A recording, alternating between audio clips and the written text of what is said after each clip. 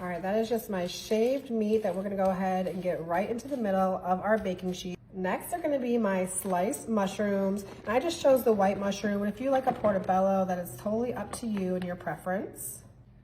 All right, now I've got my sliced onion, and I sliced these fairly thinly, and we're gonna wanna get these right onto the other side.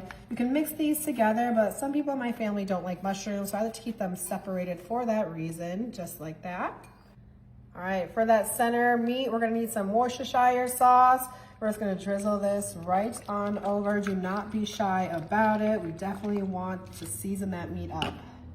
And then in my entire dish, we're gonna be doing this blend, which is salt, pepper, and garlic, and we're gonna season everything up. You wanna really get that over those mushrooms, the onions, and that meat. Oh, look at that.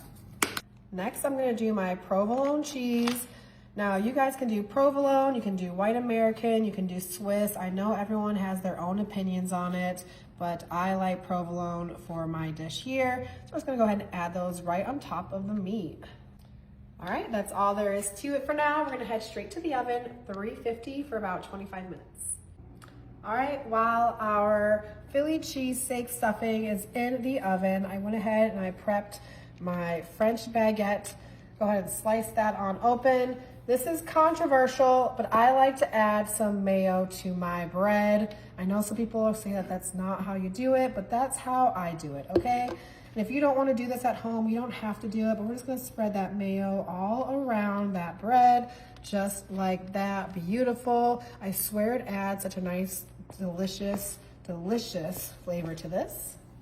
And then we're gonna come back in with our provolone cheese.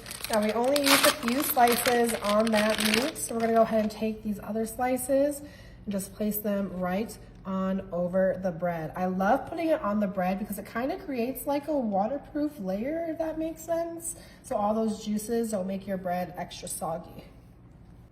All right, now we're just gonna put this into the oven on broil for about 2 to 3 minutes. All right, our delicious melted bread, perfect for our sandwich base. And of course we have our Philly cheesesteak. I let this cool just a little bit so we can kind of handle it. But let's just go ahead and get all of our delicious Philly steak right up and off and on to our delicious French bread. Oh my goodness. We did get some of those onions on there as well, but we're gonna need quite a few more. And then of course, our mushrooms. And again, if you don't like mushrooms, you don't have to add them. That's the best part about this dish, and that's why we separated it.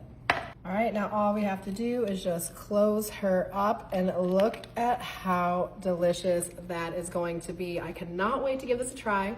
Cheers. It is so good. So much flavor. I definitely cannot wait to eat all of this. Cheers.